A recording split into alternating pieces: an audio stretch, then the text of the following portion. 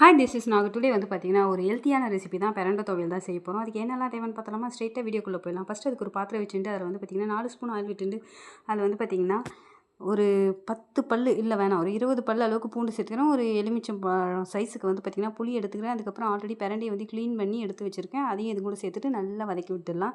வதங்கினதுக்கப்புறம் சூடு ஆறினதுக்கப்புறம் உப்பு போட்டு நைஸாக அரைச்சி எடுத்துக்கலாம். அகைன் ஒரு பாத்திரம் வச்சுட்டு எண்ணெய், கடுகு, வெந்தயம் போட்டுண்டு பொரிஞ்சு வந்ததுக்கப்புறம் ஒரு கைப்பிடி அளவுக்கு பூண்டு சேர்த்துட்டு அதிலே வந்து பார்த்திங்கன்னா 3 ஸ்பூன் அளவுக்கு வந்து பார்த்திங்கன்னா வீட்டு மிளகாய் தூள் தான். அதை சேர்த்துட்டு தீஞ்சு போகக்கூடாது, சிம்மில் வச்சுட்டு செய்யுங்க. தீயாமல் செய்யணும். அதுக்கப்புறம் அரைச்சி வச்ச விழுதி இது கூட மிக்ஸ் பண்ணிவிட்டு நல்லா கலந்து கொடுத்துடலாம். மிக்சியில் கொஞ்சம் ஒட்டிட்டு இருக்கும் இல்லையா, அதில் கொஞ்சம் தண்ணி விட்டு கலந்துட்டு இது கூடவே மிக்ஸ் பண்ணிட்டோன்னா சிம்மில் வச்சு விட்டுடலாம். சிம்மில் வச்சு விட்டுட்டா நல்லா வந்து அடிப்பிடிக்காமல் ஒட்டாமல் வரும். அந்த ஸ்டேஜில் அடுப்பு ஆஃப் பண்ணிடலாம். தொக்கு போல் செய்கிறேன். இதுக்கு முன்னாடி பிரண்டையை வந்து துவையலாக செஞ்சுருக்கேன்.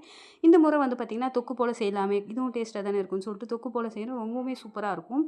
ஸோ ட்ரை பண்ணி பாருங்கள். ரொம்பவுமே ஈஸியாக அண்ட் ஹெல்த்தியான ஒரு ரெசிபி. இந்த மூட்டுலாம் வலிக்கும்னு சொல்லுவாங்க இல்லையா, அவங்களாம் இந்த பிரண்டையை சாப்பிட்லான்னு சொல்லுவாங்க. ஸோ ட்ரை பண்ணி பாருங்கள், எப்படி இருக்குன்னு சொல்லுங்கள். தேங்க்யூ ஃபார் வாட்சிங்.